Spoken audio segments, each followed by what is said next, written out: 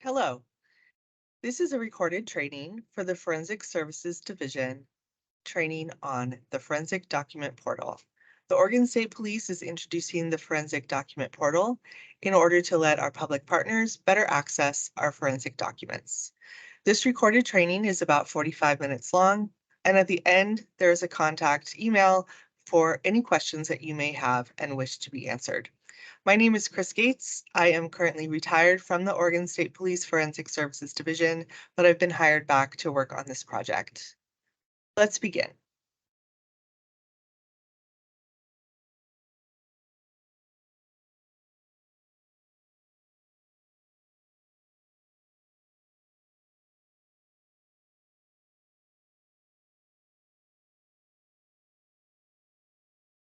As you may know, there are several goals of the Forensic Document Portal.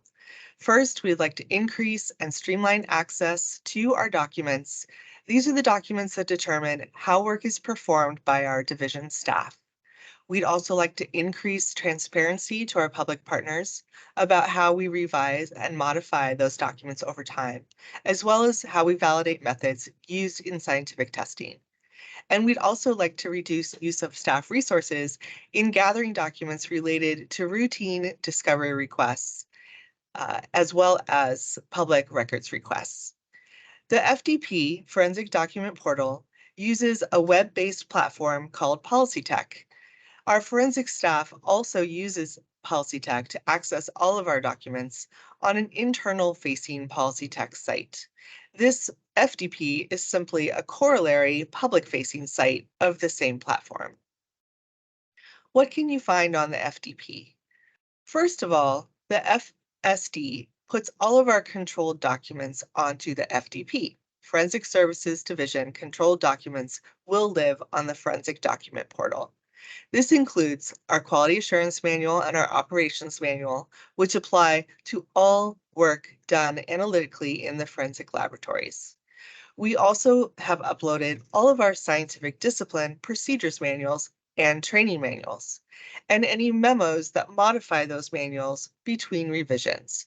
So for example, if a document is the toxicology procedures manual and it was published on January 1st of 2020, and then later a decision is made that we need to change something in that manual, a memo may be issued to codify that modification instead of revising the entire manual.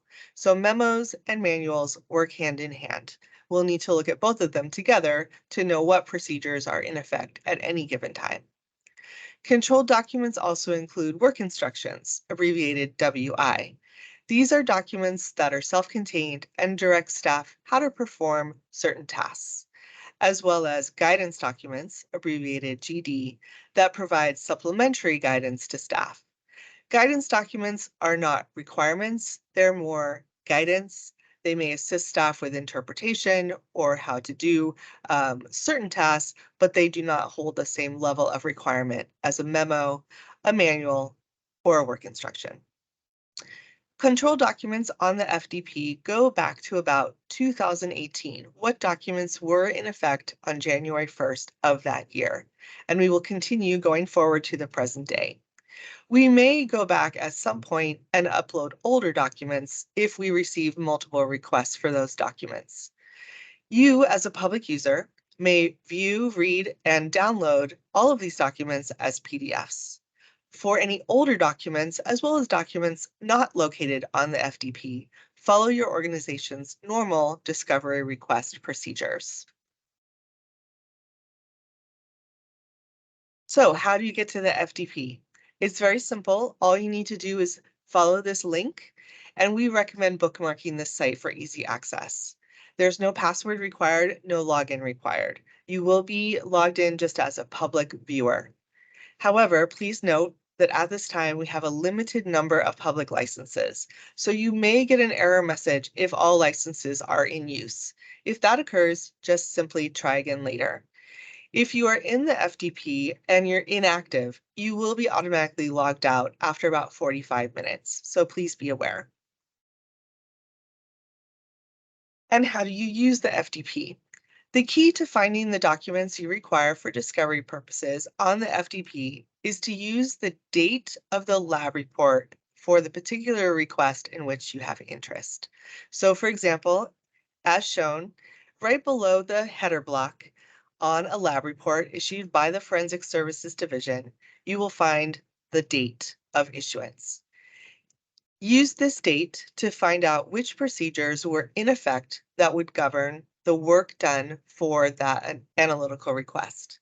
One caveat, if analysis was conducted over an extended period of time, it may be necessary to actually consult the examiner's case notes to determine the entire analytical window. The start date of the analysis is recorded on page 1 of the case note packet, and the report date closes that analytical window. Some cases, especially cases that are cold cases or very complicated, may be worked over a period of weeks, months, or in some cases, years. If that's the situation, follow your discovery procedures for requesting the case notes and then use the analytical window in conjunction with the FDP to decide which manuals and other control documents to apply. When you follow the link to access the FDP, it looks something like this.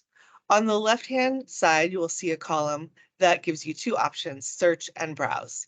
Browse is the default view, and you'll probably want to stay on this default browse view most of the time. The reason is that the browse view also includes a search bar, whereas if you go to search, it only includes the search bar, nothing else. So stay on browse. In the middle column, there is a list of departments. You can see we're on the forensic document portal here, and you are logged in as a public viewer.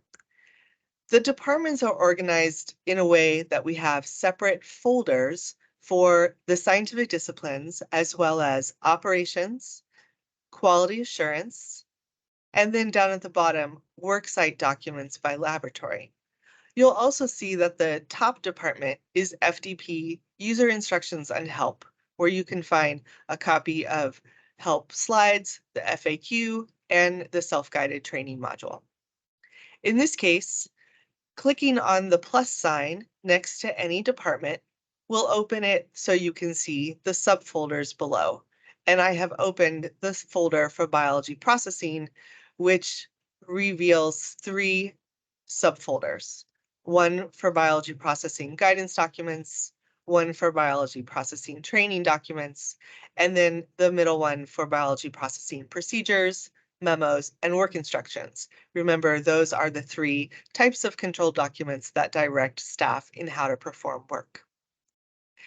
When you're looking at a folder, it will have a parentheses with a number next to the folder, which indicates how many documents live inside that particular folder. The folder that I have selected or have clicked on here, Biology Processing Training, has the number 3, and when I click on it, the 3 titles of those documents are displayed in the right-hand column. Let's look a little bit more closely at those 3 documents. Again, we're in Biology Processing Training 3, and those 3 documents are here. Notice that each title begins with the date that the document went into effect.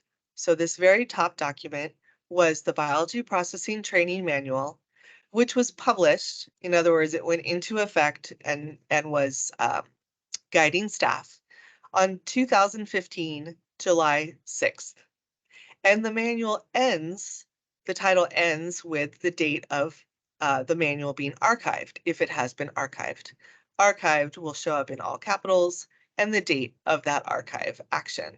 In this case, this 2015 manual was in effect until the year 2022, March 1st.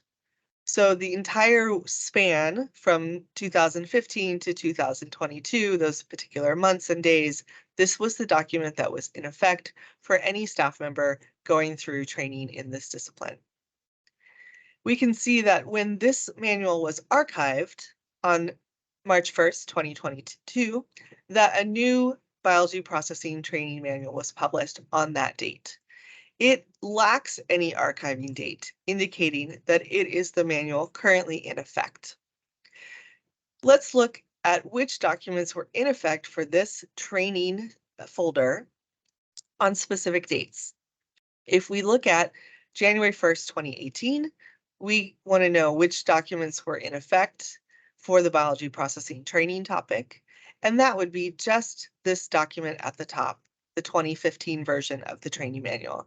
That one was still in effect on the first of the year, 2018. If our next question is which manual was in effect on June 1st, 2022, well, by that time, this 2015 manual had been archived, and the manual in effect is now the 2022 version because it was adopted, published March 1st, and so it was in effect on June 1st of that year, 2022. If we want to know which manuals were in effect on January 1st of this year, 2023, well, that biology processing training manual from 2022 is still in effect. It has not been archived. And we now have a memo that modifies that manual that went into effect on November 16th of 2022, and it had not been archived yet on January 1st, 2023. Therefore, if you want to know which training manual was in effect on January 1st, 2023, the answer would be it's the manual adopted that 2022 year, in addition to the memo that modifies the manual that happened in November. So both those would need to be incorporated into your discovery request. If you open this manual, it should have a reference to this memo. So they would work in conjunction with one another. Now, biology is a fairly straightforward discipline with no subdisciplines. And so you see a very neat and tidy tree of folders underneath the biology processing discipline, just 3 subfolders. But let's look at something that is a little more complicated. Let's look at toxicology. Under the toxicology department, listed here in the tree, here's toxicology. We have a more complex folder framework because toxicology includes a number of subdisciplines.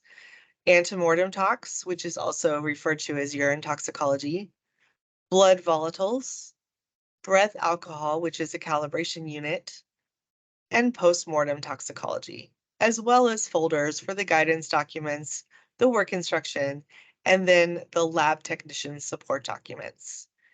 So if you're looking for documents related to toxicology, you'll need to be in the correct subfolder. Let's do an example. If you have a lab report that is dated March 1st, 2019 for an antemortem tox analysis, and you're trying to discover which procedures manuals were in effect on that date, here's how we would do that. First, we would navigate down to the antemortem. Remember, that's the same as urine toxicology. Antemortem tox procedures, manuals, and memos. There are 21 documents in that subfolder. We're looking for documents that were in effect March 1st of 2019. So if I look at the procedures manuals, I can see, for example, this one was adopted mid-2018, but it was already archived at the end of 2018. So that is not the one we need. The manual that was in effect at the beginning of March 2019 is this one, the Urine Toxicology Procedures Manual that was adopted December 17th, 2018, and not archived until the end of January in 2020. So that's the manual we're looking at.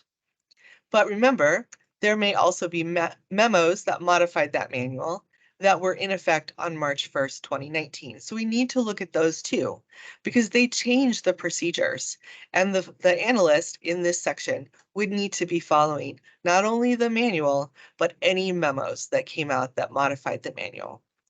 So by looking at the dates of the memos below that manual, we can take a look and see if any of them were in effect on March 1st, 2019. And in fact, yes, these 2 blue memos were in effect on that date. There are further memos below, but notice that they were published or became effectual after the March 1st date. This one is April 10th. This one is May 14th. So neither of those memos had been in effect or published during the time that the analysis was done in this case example. On rare occasions, you might want to scroll up and look at older memos as well. But in most instances, memos are incorporated into a new version of the manual. So they are archived when that manual is revised.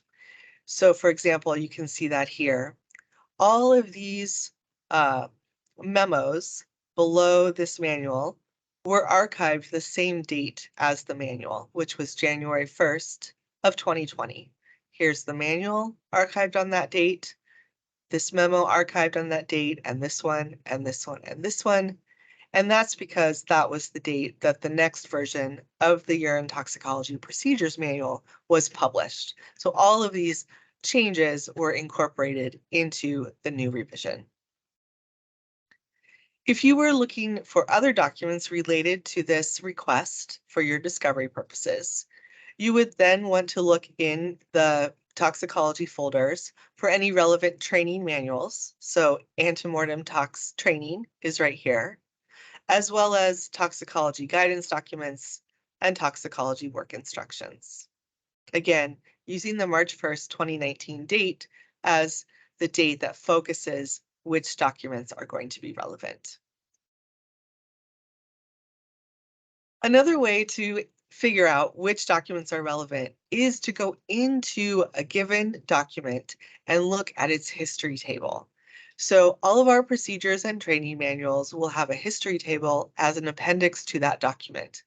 I've opened up, as this example, the Urine Toxicology Procedures Manual that was published on August 5th, 2022. It is the one that is currently in effect for this example.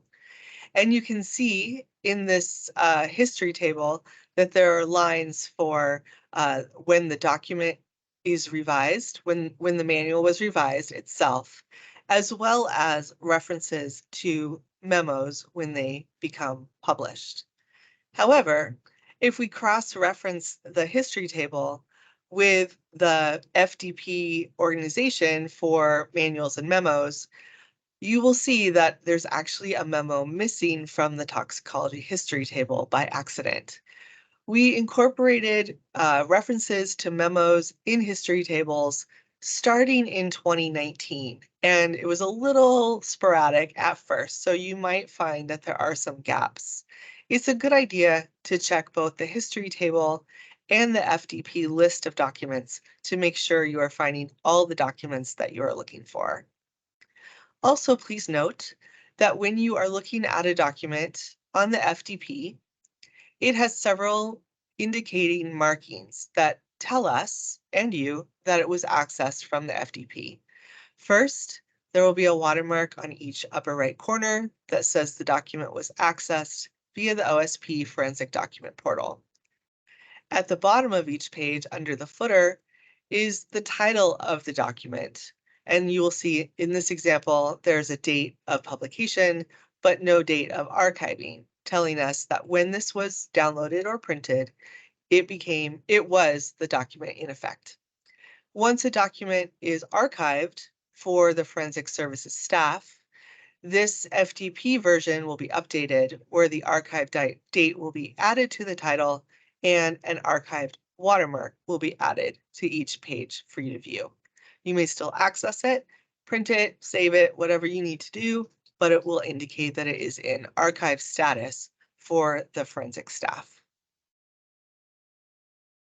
There are also other ways to search for documents on the FDP, and I'd like to show you a few of them to make it easier for you to find what you're looking for if you're looking for topics such as contamination.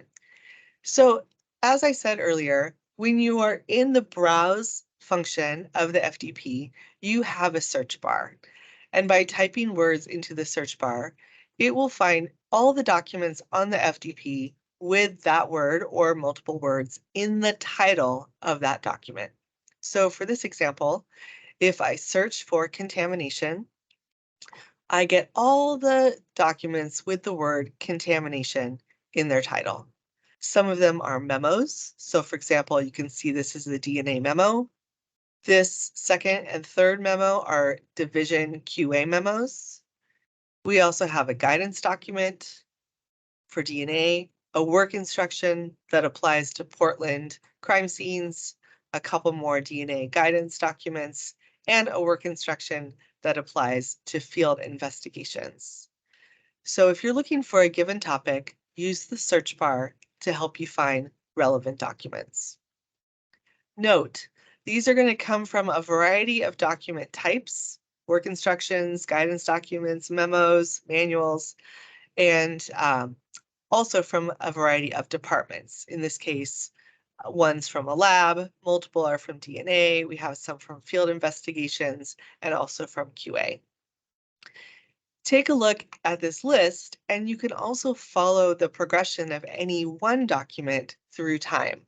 So if we look at this top document, which is the DNA FAQ on contamination detection, communication, and reporting, you can see it was published in September 2017 and archived January 31st, 2020. Its replacement is here as well, published on that same date, 2020, January 31st, and then archived mid-2021.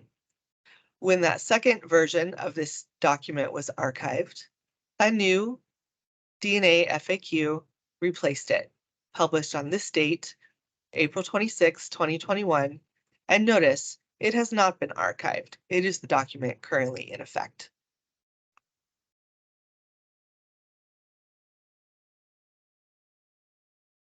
You can also make it a little easier to just view at a glance the progression of a given document if you type in more of the document's name in your search field.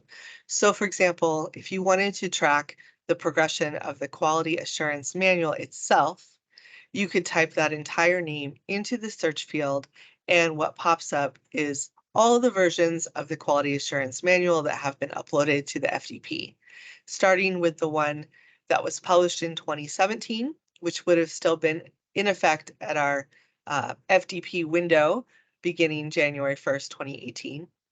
And it progresses through multiple versions, each one published and archived over the years until we finally get to the current manual published May of this year, 2023, and with no archive date. One warning, some titles for our documents may change over time as document contents are merged, split, or changed. For example, we recently moved our impressions discipline, which is the analysis of footwear and tire treads, from the trace department to the latent print department. That would have triggered a name change in how that document, its manual is titled. So be aware of that. But for the most case, this will work to give you all the relevant versions of one document over time. In some cases, there are a large number of documents in a given folder, and so it may be useful to have some other search strategies that help target what you're looking for. Let's use DNA as an example. Notice when I navigate down to DNA, and select the folder for DNA guidance documents and FAQs, there are 79 documents. In fact, there are enough documents that they won't all display on a given page, and you'll see in the lower right that you'll need to toggle back and forth through the multiple pages of the list. Let's use for this example that among these 79 guidance documents, they are organized chronologically, but I only really care about the hair extraction workflow. That is the one that is relevant to the request that I'm interested in for discovery.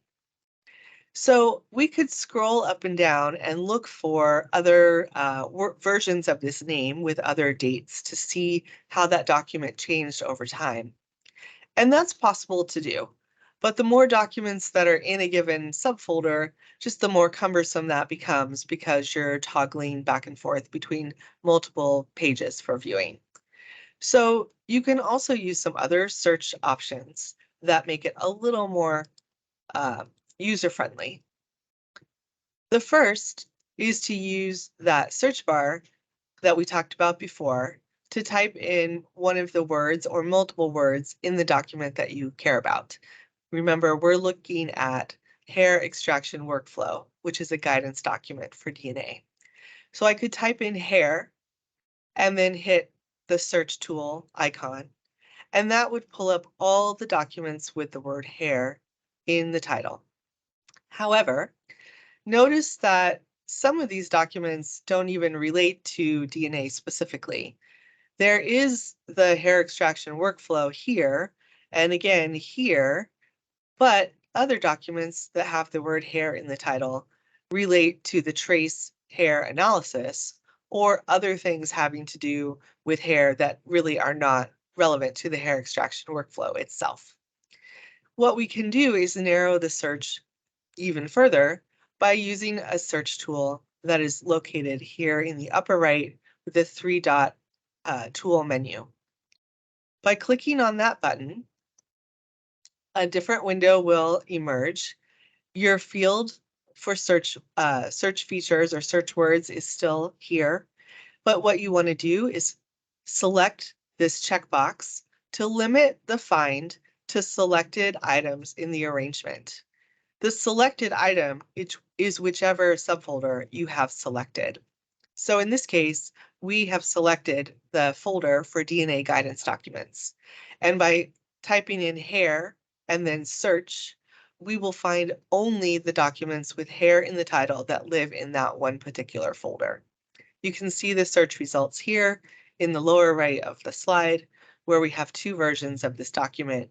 The first published in 2020 in July, and then archived April of the next year when it was replaced by this version, which is not archived and is therefore the current in effect version.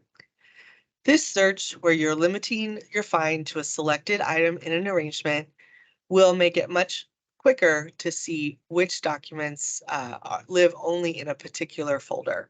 However, be sure you go back in to those tools and deselect this box. It will remain selected until you manually deselect it in your login when you're logged in. As soon as you log out, it will clear it out. The next search function I'd like to show you is what is called a negative search. This search can become especially useful if you want to see all the documents that are currently in effect for the Forensic Services Division. By searching for the word archived and eliminating all documents with the word archived in their title, you are left with all the documents that are currently in effect. So, for example, in the search window, type in the negative sign and then archived. And when you hit search with the search icon here, you will get a list of all the documents that are currently in effect. They do not have any archive dates at the end of their title. Notice in this example, there are 6 pages of documents, so you would need to toggle through them to see all 296 items. Oh, I should emphasize as well that some of these documents are quite old. So for example, the oldest document that is currently in effect for forensic staff is a clandestine laboratory procedures manual from 2015. This is a document that is still in effect. It has not been revised since that time. Forensic staff are still following those procedures. You can combine the negative search with a positive search if you want to narrow your search results even further. So for example, if I want to find all the documents with ops in the title, ops being the shorthand code for operations, that are currently in effect, I can do the negative archived positive ops. You'll see that the list here brings up the 15 documents that are in effect that are related to operations and have ops in the title. There are work instructions, a guidance document, and more work instructions and guidance documents. Please be aware that this does not pull up any copies of the operations manual because it doesn't have the code ops in its title. Instead, you would have to do plus operations in order to find documents with that in the title instead. There's no way you can break the FDP, so feel free to experiment and do all sorts of searches to find the way that works best for you. What else can be found on the FDP? We've already talked about controlled documents being our manuals for procedures and training, as well as our overarching manuals of quality assurance and operations. We've already talked about guidance documents, which help staff, and work instructions, which direct staff, as well as memos, which modify any of those manuals. We've also uploaded validations for method validations conducted by the Forensic Services system since 2013. These can be accessed via the FDP. We are currently in the process of uploading even older validations for both DNA and toxicology. Those sections are under construction and should be done by January 1st. These validation documents are stored in a validations folder under each scientific discipline. It may be difficult to determine which validations apply to a given lab request. You cannot just go by the date of the lab report that you have, because not all validations on a topic will apply to a given lab analysis. So instead, it may be necessary to consult with a subject matter expert. That could be a defense expert or a lab staff that you're discussing the case with. As of mid-November of this year, 2023, we have about 1,300 documents live on the FTP. Let's look at a live example using a glass case. Imagine that you receive a lab report dated December 1st, 2021, and you're trying to figure out, for discovery purposes, which controlled documents are relevant to this analysis. Once logging on to the FTP, you would navigate to the glass department in the list of departments, and then use that date of December 1st, 2021 to find those documents that are in effect on that date. You'll need to look in glass procedures for both procedures and training manuals, memos, work instructions, and guidance documents. And if desired, you could skim through the relevant validations as well. Looking at the FDP view, under departments, glass is a subsection of trace evidence. So we would open the trace evidence folder using the plus sign. It breaks it open to all the trace subdisciplines. You can see there's quite a few. And then we would go under glass and look in the glass procedures, manuals and memos, and glass training. I've currently selected glass procedures, manuals, and memos. And remember, we're looking for relevant manuals on December 1st, 2021. So I can see here that the relevant procedures manual is the one that was published at the end of 2020. And then there's also a memo in effect on that date that was published November 1st. So it's in effect on December 1st. Both those documents would be relevant for discovery for this analysis. I would do the same thing in glass training. And then I would go to the glass documents, guidance documents, and work instructions. Under the guidance documents on that date, I can see there are two that are in effect: rejection of data in trace analysis and comparisons of glass and frit via the XRF. Both of those would be relevant to this glass report in this example. In the work instruction, on that date, there are 7 work instructions that are in effect. However, I can look at the titles and know that some of them are not relevant to glass. For example, this one says it only applies to hair, fiber, and trace processing, so that is not relevant. But the ones that say glass definitely are. And in other situations, you might need a scientific area expert to decide whether it's relevant, because you may not know. For example, this document, which is a work instruction for trace that governs the use of the microscope FTIR instrument, is in effect. However, that instrument is not used for glass analysis, and so this work instruction would not be relevant. Again, you may need to consult a subject matter expert to help answer that question. So for this example, with this glass report published December 1st, 2021, we also need to remember that for the trace subdisciplines, we have a section called Trace General, and the Trace General procedures and training apply to all the trace subdisciplines. So if you're looking for arson, you need to also look at Trace General. Fibers, also look at Trace General. In this case, we're doing glass. We're also going to look at Trace General. So we would find the Trace General procedures that was in effect on the relevant date, and we could look at the Trace General training manuals as well. So for this one request, the glass analytical request, we would have one Trace Glass Procedures Manual with one modifying memo, one Trace General's Procedures Manual. Oh, that's a typo there. That should say manual, not memo. 2 guidance documents, 4 work instructions, and then a training manual for each glass and Trace General. So that's a lot of documents that our staff is following simultaneously when they work on a glass case.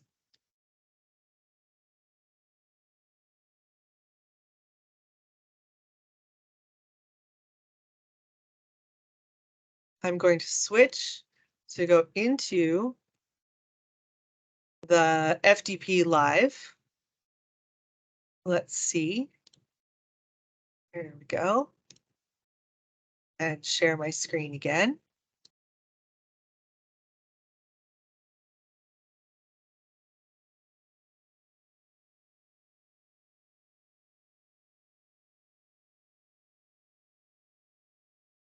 Here we go. So this is what the forensic document portal will look like as a public viewer. Notice we'll have our search and our browse menu here, and you want to stay under browse. And then all of these documents can be accessed simply by navigating and opening folders. You can change the view for yourself.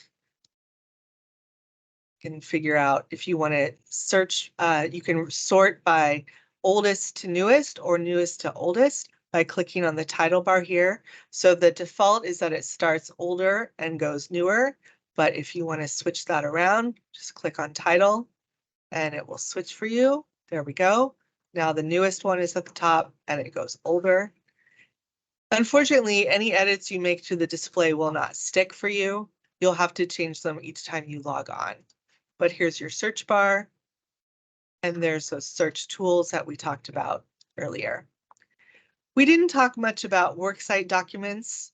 These are mostly operational documents that are issued by lab managers, but we can look at an example by going to worksite documents by laboratory, Central Point Laboratory. There are documents that are lab-wide guidance, for example, safety procedures, hazardous waste disposal, naloxone inspections, lab safety. And then there are section documents that would apply to scientific disciplines within that one particular lab. So for example, solvent blanks that are used by the chemistry section in the Central Point Laboratory.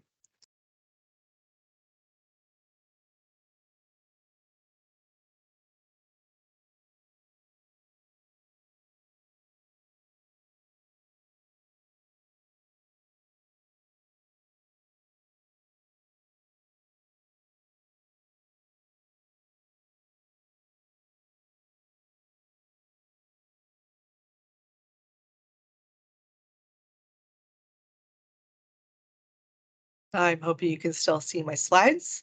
All right, so we looked at the glass ones. A little bit of summary as to where we are with the timeline that the Forensic Services Division is meeting for the FDP. During the months of September and October 2023, we conducted beta testing and we prepared and revised training materials for both our internal staff and our public partners.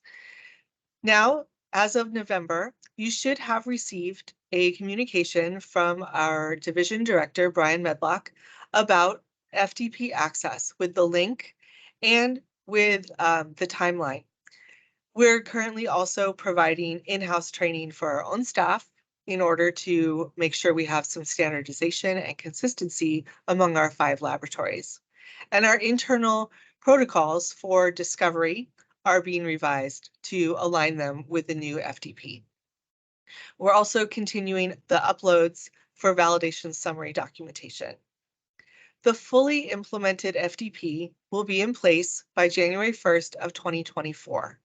What that means to you is that documents that are available on the FDP will no longer be provided by the Forensic Services Division under a discovery or public records request. So you will need to access those documents yourself using the FDP and the link to log in. Remember, you can save those documents offline, you can print them, whatever. However, please do remember that it's a good idea each time you're doing a discovery request to access documents via the FDP rather than using saved documents you may have offline, because those documents will change in status over time. A document that is in effect right now may be archived 4 months from now. So you want to always check to see its most up-to-date status. In the future, as the FDP is implemented and online, we will be uploading newly controlled documents as they go live for our forensic staff. And we'll be working on upload of some pre-2018 documents for some of our disciplines that receive more discovery requests than others. If you find that your discovery requests need other materials that are not on the FDP, please follow your normal procedures for your organization to request those. Any assistance that you need with the FDP can be sent to this email address. However, please do not send discovery requests to this address. We would like to be able to confine questions to this email address only to questions about the FDP site and use only. So you should receive an answer in 1 to 2 business days. It's only staffed during business hours, obviously Monday through Friday, about 9 to 5. So please don't expect an immediate answer, but we will get to you as soon as we can. Thank you very much for your attention. I hope that you use the FDP to find the documents you're looking for in a more efficient manner than going through the process of requesting and waiting for us to fulfill them, and that you can explore the documents the Forensic Services Division has made available and learn more about the work that we do and how it coincides with the work of the criminal justice system. Again, I appreciate your time. Good luck.